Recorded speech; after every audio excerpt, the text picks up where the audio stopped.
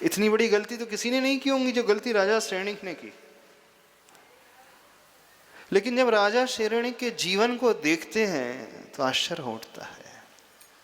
कहाँ नरक और कहाँ तीर्थंकर और कहाँ मोक्ष। तो व्यक्ति चाहे तो कुछ भी संभव है, और वो उसी भव की बात है। ऐसा नहीं है कि कई भवों के बाद घूम फिर करके वो तीर्थंकर बनेगा। भगवान महावीर स्वामी जी का जो जीव था मारीची की पर्याय में, उस समय उसने गलती की थी, लेकिन खरबों अरबों भवों के बाद घूमने के पश्चात वो तीर्थंकर की पदवी को पाता है। लेकिन जब राजन श्रेणिक के इतिहास को देखते हैं तो हतप्रभ हुए बिना नहीं रहता कोई व्यक्ति। कहाँ एकदम पतन और कहाँ एकदम उत्थान। तो जब वह जीव जिसने मुनियों के ऊपर उपसर किया, जिसने नरकायु बांध ली, वह इतना गजब का परिवर्तन अपने भीतर ला सकता है, तो हम और आप क्यों नहीं लेकर के आ सकते। और जो महिमा उसने देखी थी और जो परिवर्तन उसके भीतर आया था, ये तभी आया था जब वो समोसरण में दर्शन करने आता। समोसरण में बैठ कर के ही, भगवान महावीर के समोसरण में बैठ कर के उसने 16 कारण भावनाएं भाई और इतनी विशुद्धि बढ़ाई कि तीर्थंकर की प्रकृति को बांध लिया उसने। अब विशेषता देखना, उसी समोसरण में हजारों की संख्या में मुनिराज भी बैठे थे, शायद लाख भी हो सकते हैं। उसी समोसरण में अन्य रिद्धिधारी मुनिराज भी थे, उपाध्याय परमेष्टि भी थे, आचार्य परमेष्टि भी थे। मुनिराजों में से किसी को तीर्थंकर प्रकृति नहीं बंधी, एक गृहस्थ को बंध गई। जबकि मुनिराज 5 महाव्रत का पालन कर रहे हैं, समता में जीवन जीते हैं, लेकिन वे मुनिराज उस विशुद्धि को नहीं बढ़ा पाए जिस विशुद्धि को एक श्रावक ने बढ़ा लिया। और कौन सा श्रावक? जो नरक जाने वाला था। जब इस घटनाक्रम को देखते हैं तो ऐसा लगता है दुनिया में कुछ भी असंभव नहीं। कोई भी व्यक्ति, कोई भी साधक यदि वो ठान ले, सोच ले, तो उसका उत्थान बहुत ऊपर तक हो सकता है। आप में से भी कोई ऐसा व्यक्ति हो सकता है जो तीर्थंकर प्रकृति को बांध ले? हो सकता है। मुनिराज वहीं रह गए और वो था श्रावक। और कौन सा श्रावक? जो नरक जाने वाला है। और उसी भाव में उसने छाई सम्यक दर्शन भी प्राप्त कर लिया, उसी भाव में तीर्थंकर प्रकृति को भी बांध लिया उसने। जैसे ही भगवान की दिव्य ध्वनि को उसने सुना, उपदेश को सुना, ऐसी विशुद्धि उस राजा श्रेणी की बढ़ी, ऐसी 16 कारण भावनाओं को उसने भाया। दर्शन विशुद्धि से, भावना से भर करके परिणामों को एकदम उसने निर्मल कर लिया। उसका सम्यक दर्शन एकदम अलग ही प्रकार का हो गया। सारे वैर के परिणाम को उसने भुला दिया। और जो विशुद्धि बढ़ी थी उसकी मूल रूप से आत्मग्लानि के भाव से, पश्चाताप के भाव से अंदर ही अंदर उसने धिक्कारा था। क्योंकि विशुद्धि बढ़ती ही तब है जब व्यक्ति अपने किए हुए अपराधों का पश्चाताप करता है, स्वीकार लेता हृदय से, प्रभु मुझसे बहुत घोर अपराध हो गया। जो नहीं करना था वो कर दिया, जो नहीं सोचना था वो सोच लिया, जो नहीं कहना था वो भी कह दिया। ठीक है, गलती सबसे हो जाती है। आप में से भी कई होंगे ऐसे जिनसे गलतियां होंगी जीवन में। लेकिन यहाँ समोसरण में बैठे हो ना, बस एक संकल्प लेकर के बैठना कि हम भी अपने जीवन को ऊपर उठाएं, हम भी अपनी आत्मा को पवित्र करें, और हम भी अपने परिणामों को वैसे ही निर्मल बना लें विशुद्धि के माध्यम से। आप इंद्र बन करके पूजन कर रहे हो, विधान कर रहे हो, उद्देश्य पूजन करने का नहीं है। उद्देश्य कभी पूजा करने का होना भी नहीं चाहिए। जब जब आप पूजा करो ना, धिक्कारा करो स्वयं को। भगवान के दर्शन करके गंधकुटी में बैठे हुए प्रभु को देख करके सोचा करो, हे प्रभु, मैं कब तक पूजा ही करते रहूंगा आपकी? कभी थकते नहीं आप लोग पूजा करते करते? थकते नहीं? कभी ये विचार नहीं आता जिंदगी निकल गई पूजा करते करते? भगवान कब तक आपकी नौकरी करते रहूंगा, आपकी सेवा चाकरी में लगे रहूंगा? कभी तो वो दिन आएगा कि मैं भी ऊपर उठूं, आप जैसा बनूं। ये विचार आता है आपको कभी?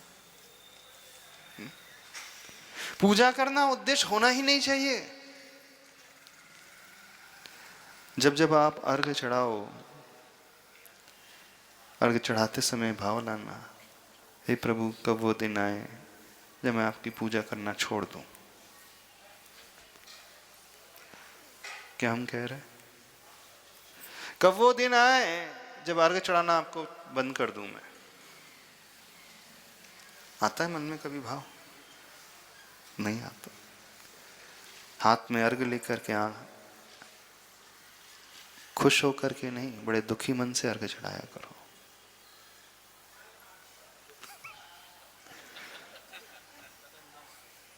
आपने सुना होगा प्रसन्नता से, हर्षोल्लास से पूजा करना चाहिए, लेकिन हम उल्टा कह रहे हैं।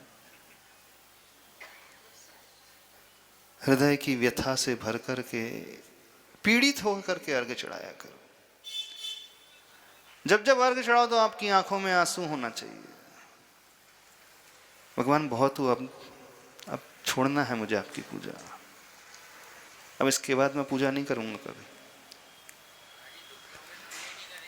दुखी होंगे तो पूजा नहीं करेंगे। हम कह रहे दुखी होकर के पूजा करना है, मतलब ही नहीं है, और ज्यादा मतलब निकल करके बिल्कुल और ज्यादा मतलब निकल करके आएगा। बहुत हुआ। थकते नहीं आप लोग कभी?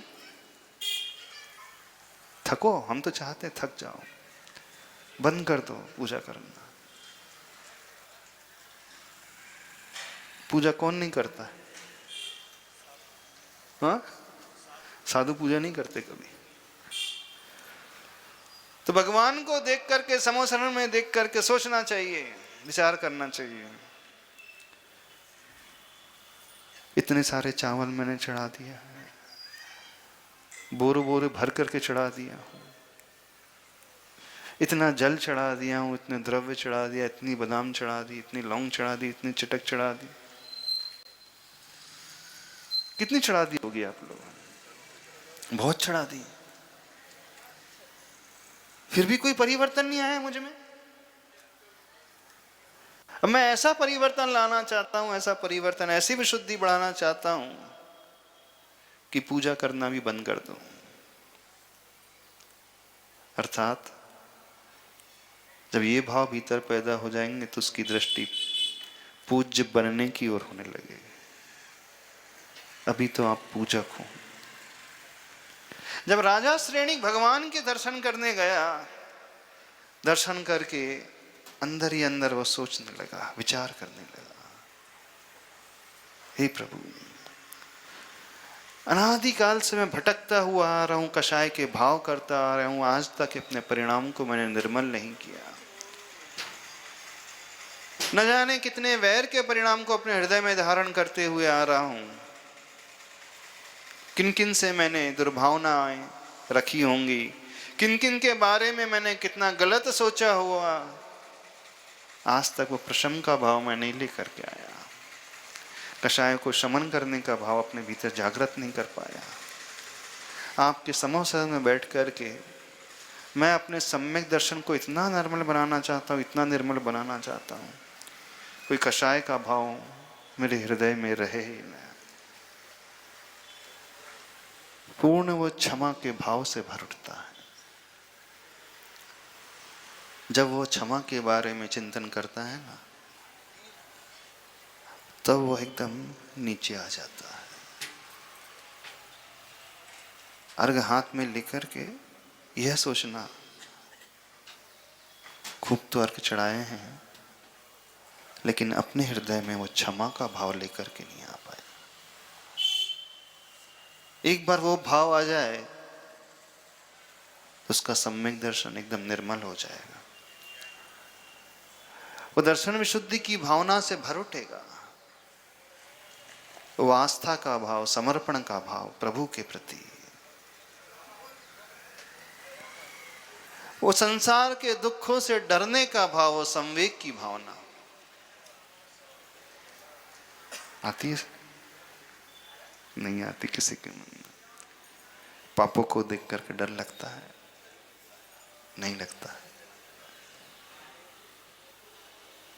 संसार दुखात नित्य भीरुता इति संवेग भावना। संसार के दुखों को, दुखी जीवों को देख करके यह सोचना, इन्हें दुख क्यों मिल रहा है? कुछ ना कुछ उन्होंने ऐसा किया था पूर्व में, अपराध, कुछ पाप, उसका परिणाम है कि उन्हें इतने दुख झेलने पड़ रहे हैं। अब मैं अपने जीवन को ऐसा बदलूंगा कि दूसरों को दुख देने का प्रश्न ही नहीं रहेगा, उनसे ऊपर उठता चला जाऊंगा। कहने का अभिप्राय, जब वो पूजा करता है ना, तो अपने भीतर अंतरंग में इतना परिवर्तन लाने की कोशिश करता है कि नहीं, ये बहुत हुआ, मेरा व्यवहार जो बड़ा क्रूर है, कठोर है, दूसरों को हर्ट करने वाला है, उसे वो बदल लेता है। वो सिंह जब आता है भगवान के समोसरण में, वो इतना पवित्र हो जाता है। सिंह तो उस वृत्ति को छोड़ देता है, लेकिन नरसिंह जो है नहीं छोड़ पाते। आप नरसिंह हो, विचार करना क्या क्या हम बांध करके रखे हुए। उद्देश्य पूजा करने का नहीं है भगवान की, उद्देश्य अपनी आत्मा को निर्मल बनाने का, अपने परिणामों को सुधारने का है। बस राजा श्रेणिक ने ऐसी भावना, ऐसी विशुद्धि बढ़ाई, अपनी समस्त वैर के भाव को छोड़ दिया। अंदर ही अंदर वो दुखों से डरने लगा, तथा संवेग भाव से उत्प्रोत हो गया। भले ही उसने पहले बहुत पाप किया था, बहुत उपसर्ग किया, बहुत बुरा सोचा, समोसरण में आते ही कुछ अलग ही सोचने का धारा उसकी शुरू हो गई। जब प्रभु को देखे उस गंधकुटी में बैठे हुए, तो परिणामों की निर्मलता कभी ऐसी जागृत होती? अब इसके पश्चात अपने भीतर झांक करके देखना, किन किन से मैंने क्या क्या भाव पाल करके रखे हैं। और वो कोई दूर के नहीं होंगे, आपके अपने ही होंगे, आपके ही परिवार के, आपके ही चाचा ताऊ, भाई बहन, मौसा, है ना? और कोई नहीं हो सकता। आपका कॉम्पिटिटर हो, बिजनेस के क्षेत्र में, राजनीति के क्षेत्र में, हो सकता है आपका बॉस हो, सबॉर्डिनेट हो, कोई भी हो सकता है, XYZ कोई भी हो सकता है। जब जब राजा श्रेणी को देखते हैं और जब जब उस सिंह को देखते हैं, दोनों ही एक्सट्रीम वाले केसेस थे। जिसने नरकायु बांध लिया वो भी एक्सट्रीम दशा वाला केस राजा श्रेणी, और सिंह जो मांसाहारी जन्म से, वो भी एक्सट्रीम केस, बिना मांसाहार के वो रह नहीं सकता। और यहाँ आकर के सब कुछ भूल जाता, सब कुछ छोड़ देता है। लेकिन नरसिंहों को जब देखते हैं तो उनका व्यवहार कुछ बदलता ही नहीं। बदलता है? बदला आप लोगों का? बस ये भाव यदि भीतर पैदा होने लगे तो मानना आप भी उस दर्शन विशुद्धि की भावना का बीजारोपण करते हुए चले जा रहे हैं। दर्शन विशुद्धि का अर्थ है सम्यक दर्शन करने की निर्मलता एकदम। और सम्यक दर्शन की निर्मलता का अर्थ है उसकी श्रद्धा गहरी हो जाएगी, उसके कषाय के भाव मंद हो जाएंगे, उसे पापों से डर लगने लगेगा और वह करुणा से भर उठे। प्रसम, संवेग, अनुकंपा और आस्तिक, ये 4 गुण उसके भीतर गहराई से पैदा होने लगे। तो जब जब भगवान के पूजा के लिए हाथ में द्रव्य उठाओ, सोचना, विचार करना, क्या मैं ऊपर ऊपर से ही कर रहा हूं? कल तो आप लोगों के लिए कहा था द्रव्य अच्छा लाना, आज कह रहे हैं और छोड़ दो द्रव्य को भी, अब भाव अच्छे बनाओ। देखो भगवान को देखकर भाव अच्छे बनाओ। वे ही महावीर भगवान है जब मारीची की पर्याय में थे, वे भटक गए, लेकिन जिस दिन बदले ऊपर उड़ गए। आप कब बदलोगे? आप लोग बदलोगे भी कि नहीं बदलोगे? आशीर्वाद से नहीं बदलता कोई। भ्रम में नहीं रहना कि भगवान के आशीर्वाद से कोई बदल जाएगा। भगवान के आशीर्वाद से बदलना होता तो मारीच भी बदल जाता। ऋषभदेव तो बैठे ही थे समोसरण में, नहीं बैठे थे, तीर्थंकर थे और उनका पोता था वो। छोटा बेटा, छोटा मोटा व्यक्तित्व नहीं था वो भी, साक्षात तीर्थंकर ऋषभदेव का पोता था। दिव्य ध्वनि भी तो सुन रहा था वो, सुना था। परिवर्तन की शुरुआत भीतर से होती है, भीतर की सोच से होती है। बाहर में प्रभु गुरु निमित्त रहेंगे, उससे ज्यादा कुछ नहीं रहेंगे, लेकिन बदलना स्वयं को होगा। जब तक हम स्वयं नहीं ठानेंगे तब तक यह संभव नहीं होगा।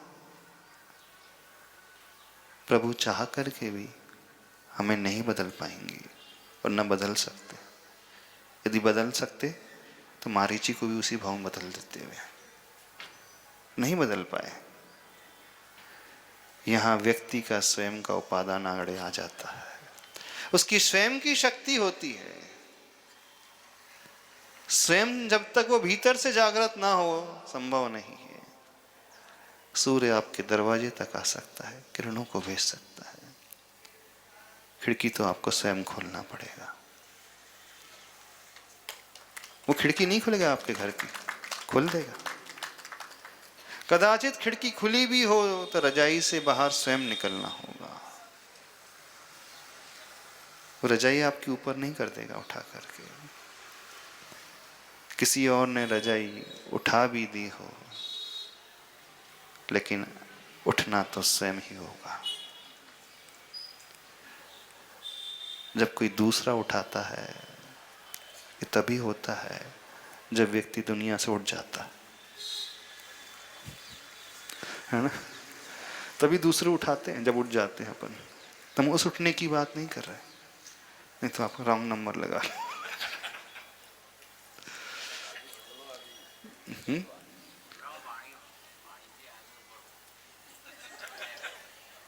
तो यह इंतजार नहीं करना कि कोई हमें आकर के उठाए। जो लोग ये सोचते हैं कोई ना कोई आकर के उठा ही लेगा, तो तभी होगा जब उठ जाएगा वो, तो उतना इंतजार नहीं करना। उठने का पुरुषार्थ स्वयं करना होगा। समोसरण से भगवान की दिव्य ध्वनि खिड़ती है, वो उपदेश ही दे सकते हैं, उससे ज्यादा वो कुछ नहीं कर सकते। उपदेश हम और आप सुन सकते हैं, सुन लिया, कई बार सुना, लेकिन उपदेश को सुनकर के गुनाह कहा, आत्ममंथन किया। कभी सोचा? सोचने का अर्थ है उस कषाय के भाव को त्यागने का जो हमने पाल करके रखी है, दूसरों के प्रति, अपनों के प्रति, किसी एक व्यक्ति विशेष के प्रति। वो अहम का भाव जो हमारे भीतर बढ़ा हुआ है, जो हमें झुकने नहीं देता है, क्या उसे छोड़ने की कोशिश की? वो क्रोध का परिणाम छोटी छोटी बातों को, निमित्तों को लेकर के हम उबल पड़ते हैं। वो तीव्र तृष्णा, वो तीव्र लोभ कम होने का नाम ही नहीं ले रहा। वो कुटिलता मन की जगह जगह बढ़ती ही चली जाती है। वो प्रदर्शन मन का, वो भाव मन का। जब वह अंदर से इस प्रकार की विशुद्धि को पैदा करने की कोशिश करता है तो अपनी कषायों को धीरे धीरे छोड़ता चला जाता है। राजा श्रेणिक बैठा तो था मनुष्य के कोठे में, नरकायु को सत्ता में लेकर के बैठा था, लेकिन दिव्य ध्वनि को सुनकर के ऐसी विशुद्धि बढ़ाई, अपने सम्यक दर्शन को इतना निर्मल कर लिया, कषाय को इतना घटा लिया और समर्पण इतना ला लिया कि उन्हीं प्रभु के चरणों में, वीर प्रभु के चरणों में उसे तीर्थंकर प्रकृति बनने लगी। और एक गृहस्थ, आश्चर्य इस बात का होता है, जो कार्य मुनिराज नहीं कर पाए उसी समवसरण में वो एक गृहस्थ ने कर दिया। और कौन सा गृहस्थ जो नरक जाने वाला है, गारंटी। पतन की भी चरम सीमा थी उसकी और उत्थान की भी चरम सीमा। तो बताइए आप लोग क्या करना है? कुछ करना है कि नहीं करना? किस वहां